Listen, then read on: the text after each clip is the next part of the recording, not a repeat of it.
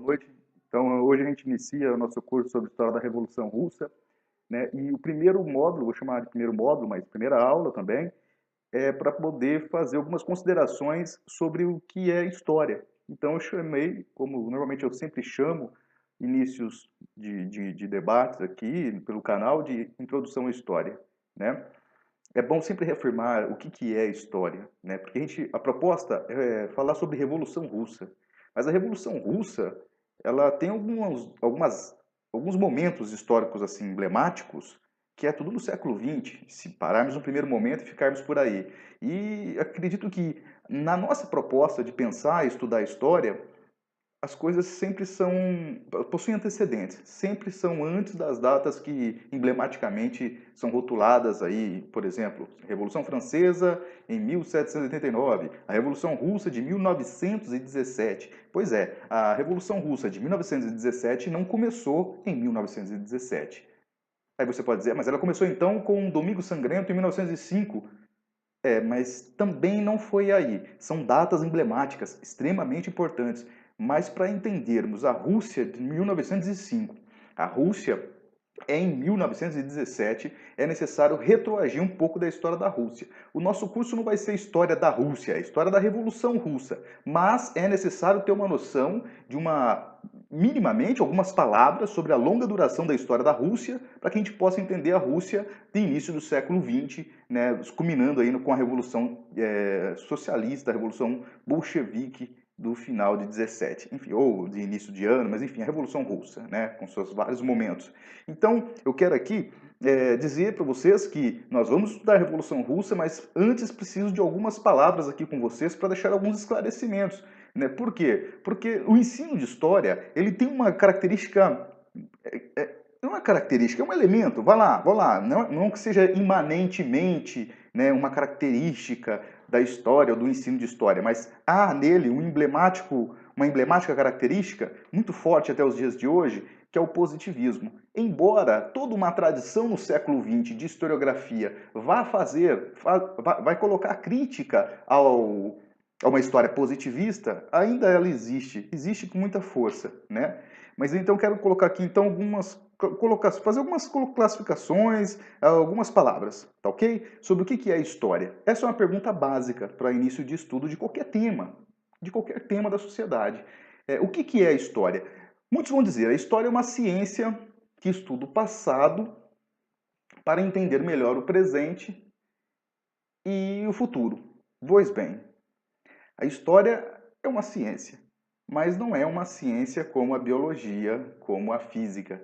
É uma ciência com suas características particulares. Agora, está errado falar que a história é uma ciência que se preocupa com o futuro, né? Na melhor das hipóteses, o historiador ele vai fazer algumas conjeturações a partir do historicamente acumulado até o seu presente sobre o futuro. Conjeturações, hipóteses para pensar e desenvolver algum tipo de raciocínio, algum tipo de trabalho, né, com intelecto. Mas ele não vai estudar e investigar o futuro por um motivo óbvio. O futuro ainda não aconteceu. O historiador não é leitor de cartas, ele não é nenhum mago, né? Enfim, ele não é Paulo Coelho. Né? O historiador é aquele que vai estudar a história a partir do seu presente, retroagindo a um certo tempo, ou mesmo o próprio presente. Até o presente a gente consegue desenvolver análises historiográficas, mas ao futuro cabe às pessoas do futuro. Não cabe à historiografia analisar o futuro. É de uma incoerência, é de uma irracionalidade tremenda. Né? Eu não posso falar sobre aquilo que ainda não aconteceu. Atenção, isso não tira a possibilidade de fazermos importantes conjeturações sobre o futuro a partir da captação, vou chamar dessa forma, a partir do captar do desenvolvimento histórico, que não é linear, não é único, é multifacetado, portanto, a história é uma ciência extremamente difícil. Para aqueles que acham que estudar história é simplesmente guardar nomes e datas, parabéns, você está bem educado na proposta de um ensino de história positivista, na melhor das hipóteses. Né? Aqui nós vamos trabalhar com uma perspectiva historiográfica que é a de história-problema, ok? Eu vou falar um pouquinho mais sobre isso, mas antes eu gostaria de dizer o seguinte: se a história é uma ciência que estuda, sim, né, o homem, né, no tempo, essa é uma definição do Marc Bloch, que é um historiador francês muito importante. Se a história é uma ciência do homem no tempo, e sobretudo a partir do tempo presente, ele vai estudar o recuo, vai recuar no tempo para estudar essa humanidade. A pergunta importante que se coloca agora é: a quem serve a história?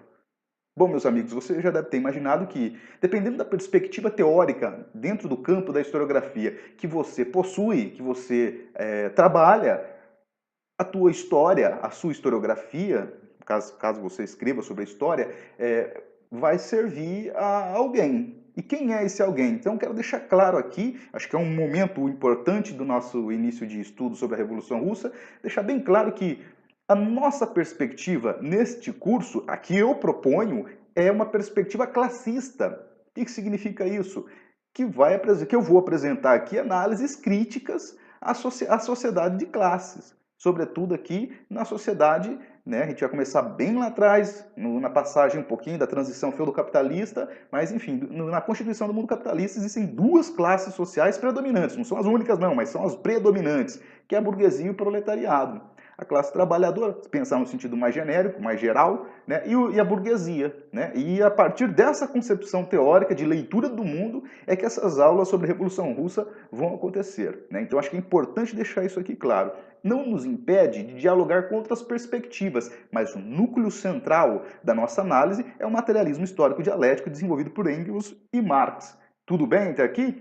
Então, eu acho que é importante, no que diz respeito a essa perspectiva, a quem serve a história, olha, vai depender de quem está estudando a história. E a nossa perspectiva aqui é a perspectiva da classe trabalhadora, que não está diferente, ou seja, que está na mesma sintonia com uma tradição que fez desembocar em 1917 a Revolução Russa, sobretudo em relação à condução do Partido Bolchevique desse processo revolucionário. Né? Então a gente não está fora dessa perspectiva.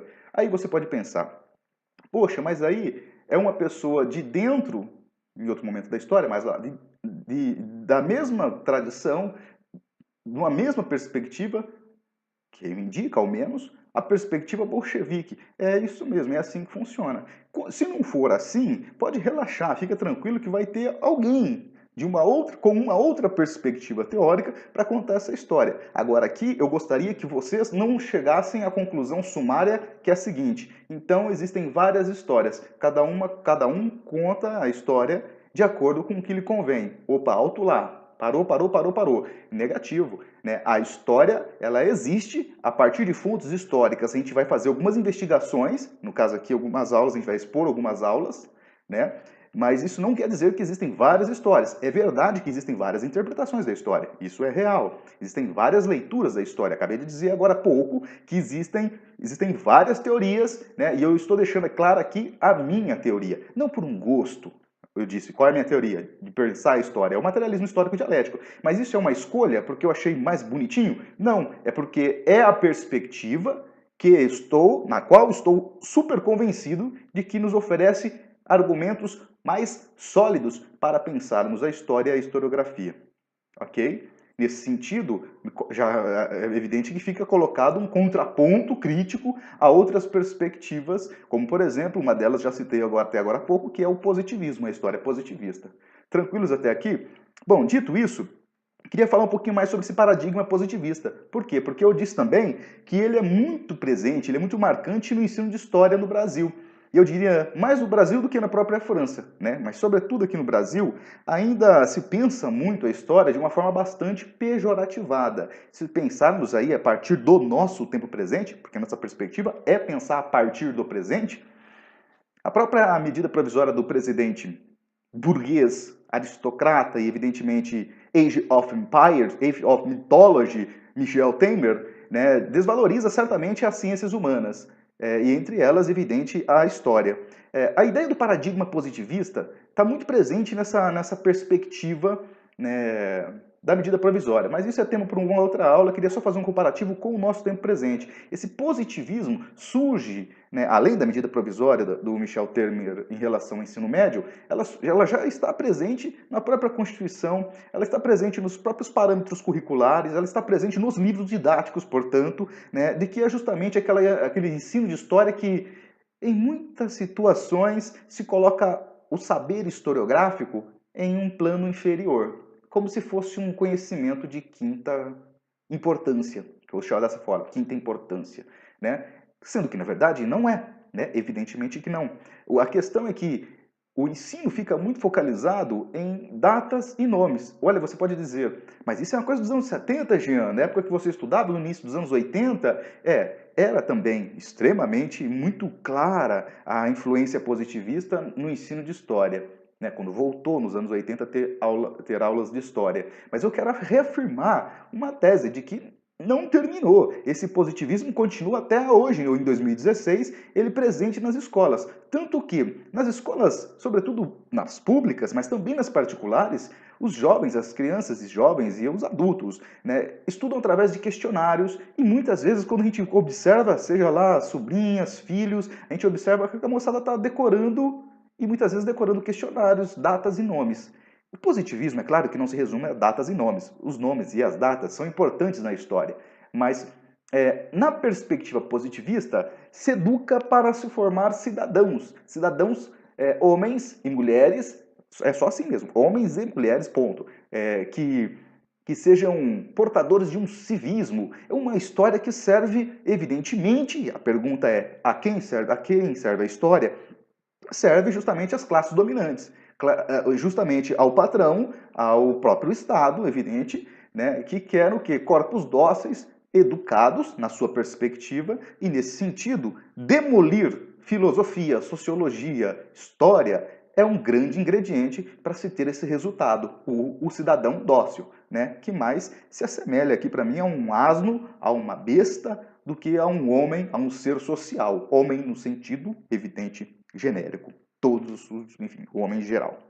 Então esse paradigma positivista está muito firme ainda. Por que ele está muito firme, Jean? Ora as bolas, porque o Estado é positivista. O direito é o direito positivo, né? Então é evidente que o sistema educacional tem que funcionar nessa lógica para atender a demanda dos donos do poder, né? Então, nesse sentido, a gente vê um nexo cirúrgico, eu diria cirúrgico, entre Estado, direito, né, e sistema educacional. Estou pensando aqui no ensino formal, na escola. Mas não só, galera, não só, extrapola a escola, né? Por excelência a escola. Então, a questão é que esse positivismo, embora muito presente até os dias de hoje, ele era imperante no final do século XIX. No século XX, ele vai se deparar com uma antítese, né? O que é a antítese? Um ponto contrário, né? Se a história é a história de grandes personagens, se a história é a história com grandes temas, de grandes homens, sobretudo homens mesmo, né? E, enfim, com balizamentos históricos, com datas precisas, se a história ela é linear, se a história é processual e o progresso nesse processo é uma coisa certeira, isso são características de uma historiografia positivista.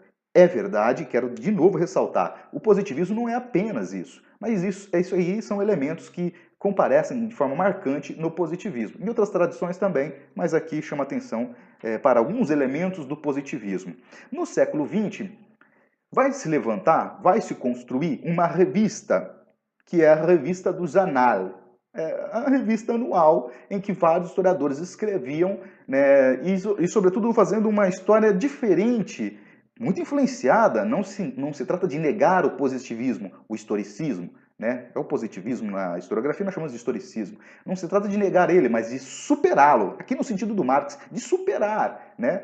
E um historiador muito importante, que é o Marc Bloch, ele vai propor um outro tipo de história. Claro, não só o Bloch, mas emblematicamente aqui, como uma aula resumida de internet, eu vou ficar aqui com os principais, que eu julgo serem os principais. Mas alguns historiadores, sobretudo Marc Bloch, né, vai escrever uma história, vai propor uma história que é uma história problema. E vem aquela definição que eu vou repetir. A história é a ciência do homem no tempo, sobretudo no tempo presente, a partir do tempo presente, né? Nunca do futuro. Futuro deixa para outro departamento. A questão é que uma história problema é uma história questionadora. Evidente que não interessa a muitos.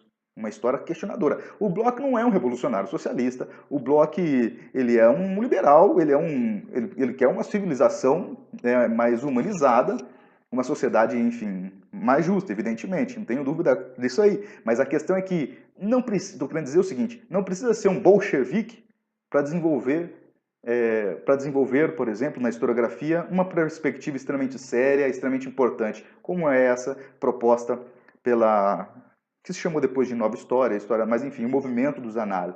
Né? Esse movimento dos Annales, ele tem uma data emblemática, que é o lançamento no ano de 1929 da revista. Mas não quero que você guarde essa data, eu quero que você entenda essa data. O ano de 1929 é também o ano de uma crise de apresentação de uma crise estrutural do capitalismo, a crise de 1929.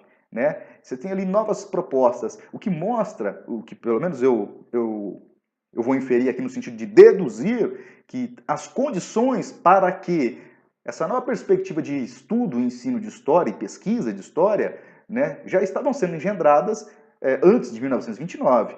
Culmina em 1929, assim como a crise de 29, ela não começou, um raio, um dia do céu azul caiu e em 1929 a crise está aí. Não, essa crise está sendo engendrada no decorrer do processo histórico e há momentos, né, que os fatos históricos acontecem, pelo menos ficam emblematizados. Todo momento está acontecendo fato histórico. Alguns vão ficar, a maioria deles, absoluta, vai ficar no esquecimento, mas alguns são emblemáticos e ficam na memória enfim, da sociedade.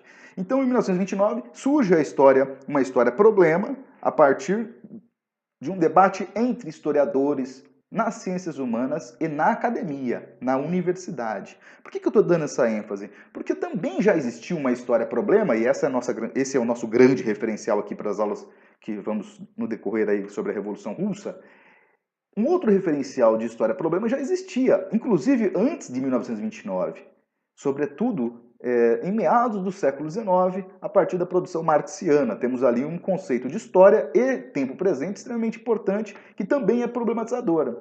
Que, diferente do Marx Bloch, esta, em Marx, tem uma perspectiva revolucionária. É esta aqui que nos interessa, sem descartar as outras perspectivas, mas observem, né, existe um quadro teórico-metodológico, que é o materialismo histórico dialético, que nos interessa centralmente nesse curso. E, mais uma vez, não descartando as outras perspectivas, mas entendendo elas, né? Ou seja, buscando a superação delas, mesmo que de uma forma muito pretensiosa, mas é bom ter isso em mente. Buscar a superação, não a exclusão, não simplesmente o varrer para debaixo do tapete, no sentido de ignorar, mas é no sentido de entender as perspectivas. Neste sentido é que eu estou dando uma ênfase, você já deve ter percebido, nessa proposta inicial do Zanal, da revista do Zanal, né? Sobretudo no Marc Bloch, que é um historiador que depois de falecer, morreu lutando contra o nazismo, né?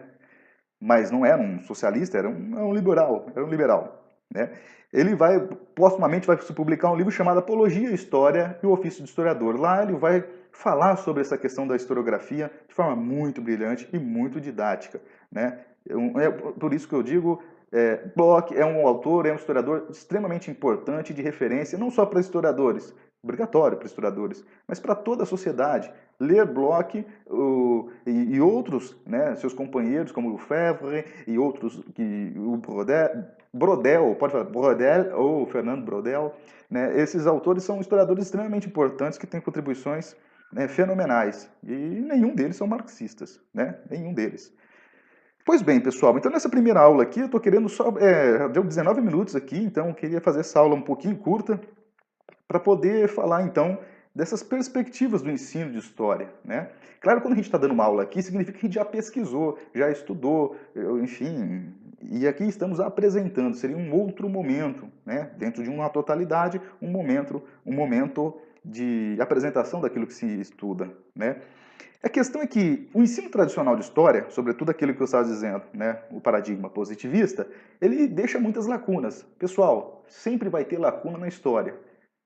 Acreditar que é possível fazer uma historiografia sem nenhuma lacuna significa pensar que o historiador é onisciente, onipotente e onipresente. Não existe isso, ok? Eu sei que muitos acreditam em deuses, mas olha lá, para nossa perspectiva aqui, não existe nem deuses e nem um humano com essas características de onipotência, onisciência e onipresença. Né? Portanto, as lacunas existirão. E aqui nós tentamos, né, observar qual a perspectiva que privilegia, né, a longa duração, no sentido de abraçar, abarcar a processualidade histórica na sua totalidade, para que se entenda melhor um fenômeno importante que marca a história do século XX todo, como a Revolução Russa de 17.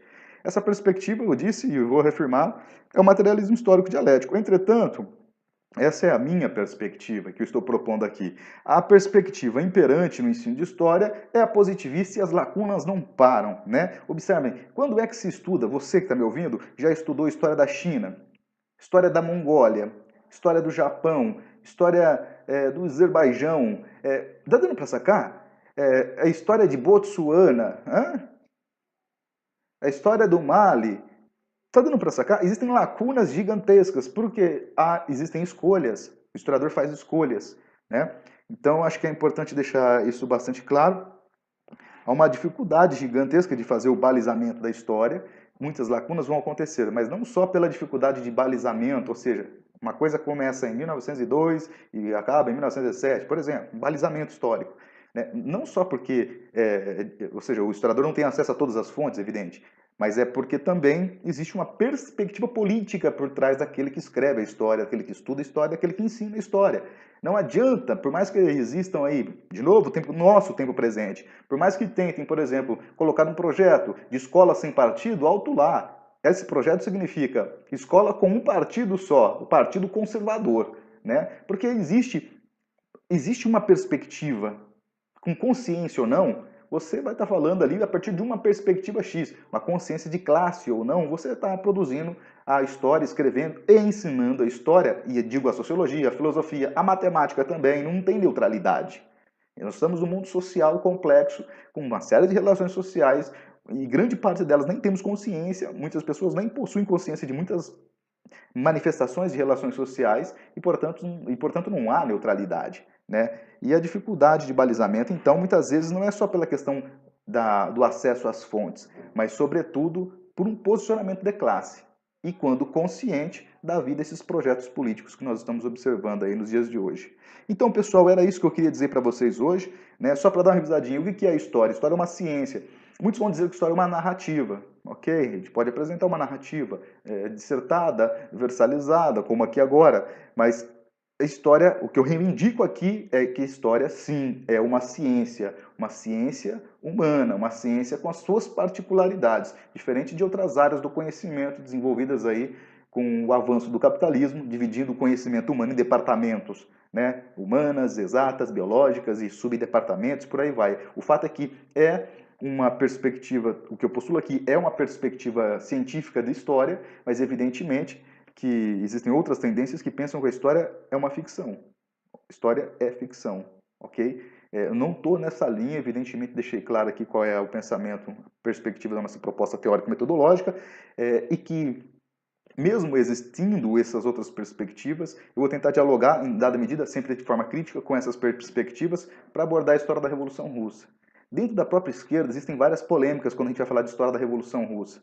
Né? A questão da Ucrânia, a questão de Kronstadt, a questão com os anarquistas em geral, né? Enfim, eu vou tentar abordar esses temas que também são polêmicos dentro da própria esquerda. O que eu queria chamar a atenção de vocês aqui é para dizer o seguinte: a história que eu vou contar aqui é uma história no sentido de algumas palavras sobre a Revolução Russa. Ela não se esgota, né? A gente nem iniciou a falar de Rússia hoje, falando mais de perspectiva teórico-metodológica de como abordar a história. E dentro das próximas aulas, toda semana eu vou soltar um vídeo, né? Nas próximas aulas a gente vai falar de Rússia, mas lembrando, quero trabalhar com vocês aqui um pouco da Rússia pré-revolucionária. um pouco da Rússia antes de 17, antes de 1905, né, para falar dos povos eslavos que ocuparam aquela região, conhecer um pouquinho daquela história. Vai ter lacunas, evidentemente, camaradas, muitas lacunas, mas é também evidente que é necessário pensar um processo revolucionário, no caso aqui, não burguês, mas o processo revolucionário russo, na sua longa duração, né, em perspectiva histórica, considerando a categoria marxiana de totalidade histórica. Isso é muito importante para a gente poder ter uma perspectiva maior do desenvolvimento do processo histórico. Tá legal? Um abraço para vocês. Ficamos aí na próxima aula. A gente começa a falar, aí sim, aulas sobre história da Rússia. Mesmo que, sendo algumas palavras, história da Rússia pré-século XIX. Lá atrás, pessoal. A gente vai começar lá com o século XIV. Tudo bem? É isso aí então que eu tinha para falar para vocês hoje. Eu vou nessa. Mandar um abraço para Lenita, para Letícia, para o Luiz Miguel, para Lavínia, para Luane, para Cauane, para Lorena, para todo mundo aí, né, de São Paulo e o pessoal que acompanha aí pelo estado do Mato Grosso do Sul, que eu sei que tem, né, alguns aqui do Paraná, enfim, sobretudo o pessoal aí de São Paulo, mais próximo aí, de onde tiver. Perguntas, coloca aí embaixo aí no canal que eu tento responder essas perguntas para vocês. Sugestões, fiquem à vontade. Tranquilo? Não se inscreveu? Se inscreve então para receber o vídeo e ficar atualizado. Um abraço, pessoal. Até mais.